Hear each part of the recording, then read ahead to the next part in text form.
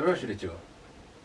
I was trying to make a decision whether or not to change my upper control arm bushings, the two bushings here, or the bushing, or buy the whole arm.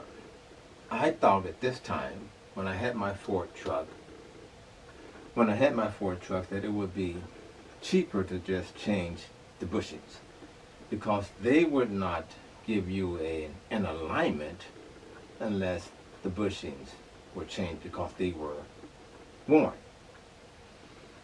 So I went and purchased the bushings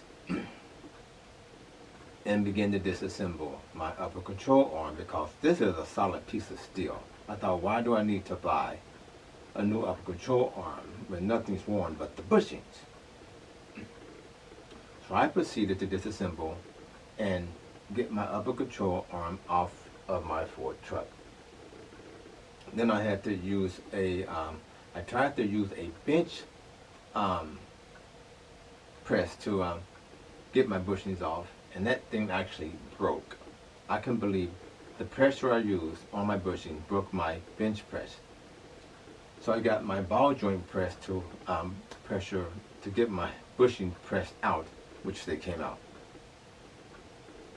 After getting them installed, I felt kind of foolish because of all the time it took. When I did my research, eBay, AutoZone was a little more, but eBay was a good place to go. And I found out that you can buy a whole kit, upper control arm, lower control arm, with bushings already installed. All you do is disassemble, reassemble, and you're done. But I'm pressing these bushings out, thinking I'm saving money. It was a waste of time. So my lesson was, do your research. You're going to find out. You can buy these upper control arms, lower control arms, very cheap, very reasonable, and depending on where you go, you can probably even get a better deal. So what did I learn from this? It wasn't worth it trying to just replace the bushings. It was better to get the whole kit, and you can get a deal. You can get all of your all of this taken care of with one purchase, as you can see.